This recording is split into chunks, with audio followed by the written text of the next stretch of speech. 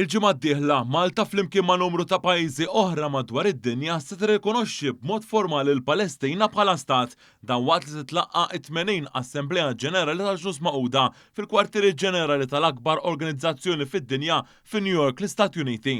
Din il-laqgħa għolja se ssir f'mument fejn id-dinja qed tiffaċċja theddid serju għal paċi u sigurtà. Hawnhekk Malta se tkompli twassal il-messaġġ tagħha dak ta' dialogu, ir-rispett u l-ġustizzja.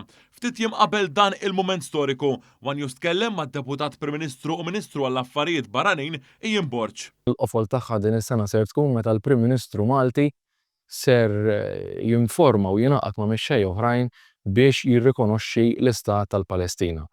Mixja twila fejn Malta dejjem advokat favur is-soluzzjoni taż-żewġ stati bejn Iżrael u l-Palestina.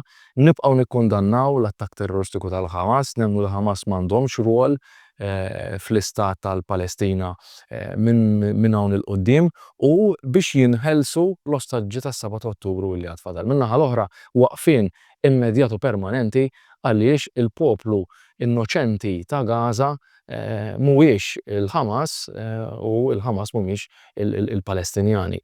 Matul din il-ġimgħa id-delegazzjoni Maltija mmexxija mill-Prim Ministru Robert Abela u d-Deputat Prim Ministru Ian Borg se jieħdu sehem f'aktar minn 60 laqgħa, konferenzi u attivitajiet oħrajn. Dawn il-laqgħat se jitrattaw diversi konflitti li għaddejjin bħalissa madwar id-dinja kif ukoll diversi temi globali oħrajn fosthom id-drittijiet tal-bniedem, l-emerġenza klimatika u t-tisjieħ ta' sehem in-nisa fil-ħajja politika.